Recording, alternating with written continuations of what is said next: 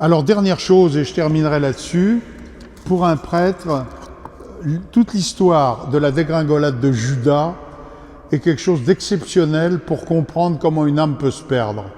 Oui, je crois qu'il n'y a rien de plus extraordinaire en termes d'éducation pastorale pour un prêtre que de relire, vous voyez, tout au long des 10 volumes, l'histoire personnelle de Judas. Judas est un homme, vous voyez, qui est venu vers Jésus parce qu'il s'est dit, je serai peut-être ministre des Finances ou Premier ministre, c'est le sauveur d'Israël, mais il le voit sous un angle temporel, et il a de l'ambition personnelle, de l'ambition humaine. Et puis c'est une âme compliquée, trouble, puisqu'à un moment, il veut aller à Andorre parce que c'est l'endroit où Saül avait essayé de faire évoquer par une nécromancienne Samuel, qui était mort de quelque temps avant. Ça veut dire que Judas a déjà une mentalité qui est pas saine, vous voyez.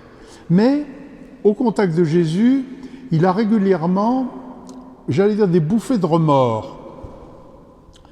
Le problème, c'est que le remords, c'est le sentiment de quelqu'un d'orgueilleux qui se rend compte qu'il fait des choses qui sont pas propres, pas nettes, et qui au fond a honte. Le remords, c'est très différent du repentir. Vous voyez, il y a 3 mots qu'on utilise quelquefois un petit peu à tort et à travers, c'est regret, repentir et remords. Regret, ça veut dire oui, j'ai fait ça, ben j'aurais pas dû le faire, voilà. Bon. Remords, ça veut dire j'ai honte de ce que j'ai fait. Le repentir, c'est autre chose, c'est je vais changer. Et tout au long des relations qu'il a avec Judas pendant 3 ans, Jésus, qui sait pourtant, en tant que Dieu, que Judas est en train de se perdre, il essaye sans arrêt de le faire passer du remords au repentir. C'est-à-dire de le pousser à changer de vie. Et Judas, à plusieurs reprises, lui dit « mais change-moi », comme si Jésus pouvait le changer magiquement, sans qu'il fasse aucun effort, sans qu'il cesse d'avoir envie de fréquenter des filles, de piquer de l'argent dans la caisse ou de picoler. Hein. Il ne veut pas changer, Judas. Et pour nous, les prêtres, l'exemple de la dégringolade de Judas, c'est quelque chose d'impressionnant et qui nous permet d'avoir une action pastorale.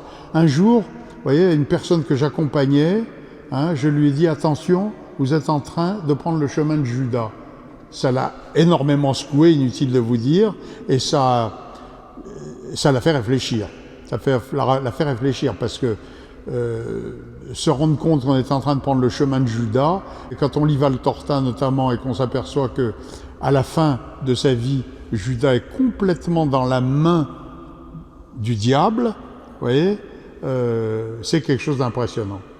Voilà, moi je pense, vous voyez, ayant eu l'expérience en tant que laïc du bien que m'avait fait Valtorta, et ensuite étant devenu prêtre, et ayant continué à m'inspirer régulièrement de Valtorta, non seulement bien sûr pour les homélies, ça rend les homélies extrêmement faciles, mais surtout pour le contact pastoral avec les personnes, je peux dire que ce que Jésus a dit un jour à Maria Valtorta, je l'ai retrouvé dans les cahiers, je ne l'avais jamais lu avant, c'est depuis pas très longtemps que je le sais.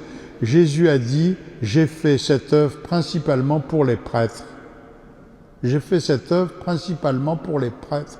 Eh bien oui, j'en témoigne, pour les prêtres, c'est une leçon permanente de pastorale, faite avec une finesse, une délicatesse de Jésus, qui cherche à ne jamais blesser les personnes, tout en les mettant devant la réalité de leur vie, qui n'est pas véritablement encore une vie conforme à l'idéal évangélique. Mais il le fait toujours avec une délicatesse importante, et pour moi en tout cas ça a été une leçon extraordinaire.